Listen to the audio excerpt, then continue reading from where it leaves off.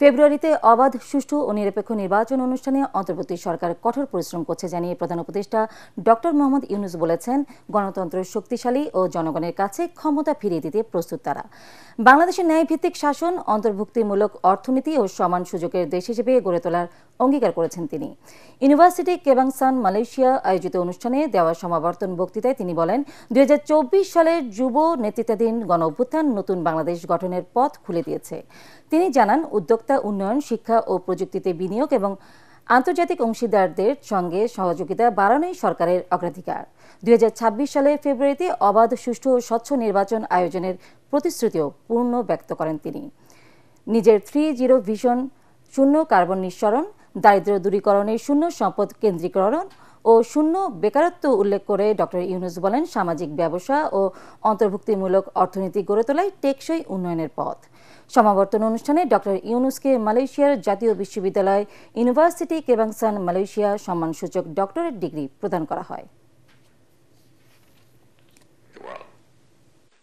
It is truly an honor to be here at the University Kebangsaan, Malaysia, an institution I am proud to be associated with for a long time. Hundreds of these students and young people gave their lives for a better future. A future where everyone can live with dignity, with freedom from intimidation, discrimination, and injustice. Today we are working to build a new Bangladesh. We are committed to strengthening democracy and giving power back to the rightful owners, the people of the country.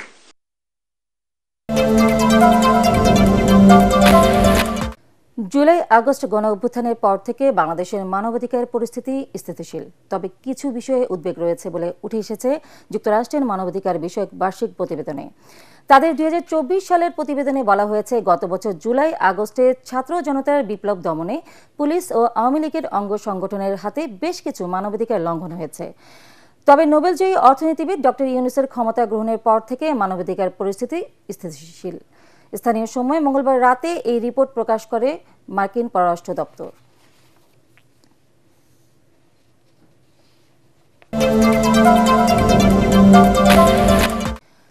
পূর্বাঞ্চলে plot বরাদ্দে দুর্নীতির অভিযোগে পৃথক ৩ মামলার ক্ষমতাচ্যুত প্রধানমন্ত্রী শেখ হাসিনা, তার ছেলে সজীব ওয়াজেদ জয় ও মেয়ে সাইমা ওয়াজেদ পুতুলের বিরুদ্ধে সাক্ষ্য গ্রহণ চলছে।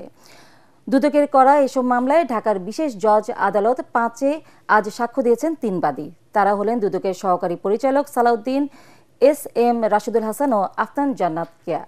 ঢাকার বিশেষ জজ আদালত ৫-এর বিচারক আব্দুল্লাহ আল মামুন সাক্ষীদের সাক্ষ্য রেকর্ড করেন। পূর্বাঞ্চলে প্লট বরাদ্দে দুর্নীতির অভিযোগে দুদকের করা পৃথক ৬ মামলায় শেখ হাসিনা, তার পরিবারের সদস্য সহ ২৩ জনের বিরুদ্ধে গত ৩১ জুলাই অভিযোগ গঠন করেন ঢাকার ২ বিশেষ জজ আদালত। এর মধ্যে ৩ মামলায় সাক্ষ্য গ্রহণ চলছে। রবীন্দ্র বিশ্ববিদ্যালয়ের স্থায়ী ক্যাম্পাস নির্মাণের দাবিতে আজ রেলপথ অবরোধ করেছে শিক্ষার্থীরা। ফলে ঢাকা রাজশাহী ট্রেন যোগাযোগ বন্ধ রয়েছে। সকাল ৯টায় সিরাজগঞ্জের উল্লাপাড়া রেল স্টেশনের রেলগেটে তারা এই ব্লকেট কর্মসূচি শুরু করে। এই সময় নানা স্লোগান দিতে থাকেন শিক্ষার্থীরা জানান, প্রতিষ্ঠার ৯ বছর পেরিয়ে গেলেও সিরাজগঞ্জের শাহজাদপুরে স্থায়ী ক্যাম্পাস নির্মাণের জন্য ডিপিপি এখনও অনুমোদন হয়নি। দীর্ঘদিন ধরে দাবি জানালেও সাড়া না পাওয়ায় তারা আন্দোলনে নামতে বাধ্য হয়েছেন। গত ২৬ জুলাই রবীন্দ্র বিশ্ববিদ্যালয় দিবসের কর্মসূচি বর্জনের মধ্য দিয়ে শিক্ষক, শিক্ষার্থী, কর্মকর্তা ও কর্মচারীরা এই দাবি জানিয়ে আন্দোলন শুরু করেন। চলমান কর্মসূচির অংশ হিসেবে কয়েকদিন ধরে সকাল ১০টা থেকে দুপুর ১২টা পর্যন্ত বগুড়ানগর বাড়ি মহাসড়কে অবরোধ, পথ নাটক, শেকল ভাঙার গান এবং প্রতীকী ক্লাস আয়োজন করা হয়। যশোর সদর উপজেলার কাশিমপুর ইউনিয়নের দৌলতদিহি তরফদারপাড়া গ্রামের রেজাউল ইসলাম নামে একজনকে কুপিয়ে ও জবাই করে হত্যা করেছে দুর্বৃত্তরা। এলাকাবাসী জানায়, গতরাতে কৌশলে বাড়ি থেকে ডেকে এনে তাকে হত্যা করা হয়। নিহত রেজাউল স্থানীয় যুবলীগের রাজনীতির সাথে জড়িত ছিলেন। তার নামে একাধিক মামলা রয়েছে। আওয়ামী লীগ সরকারের আমলে তিনি এলাকার ত্রাস হিসেবে পরিচিত ছিলেন। হত্যার বিষয়টি নিশ্চিত করে কোতোয়ালি থানার পুলিশ জানায়, খবর পেয়ে তার নেতৃত্বে একটি টিম ঘটনাস্থলে যায়। সার্বিক বিষয়ে তদন্ত চলছে। হত্যার কারণ সম্পর্কে এখনও কিছু জানা যায়নি। তার মরদেহ সদর হাসপাতাল মর্গে আছে।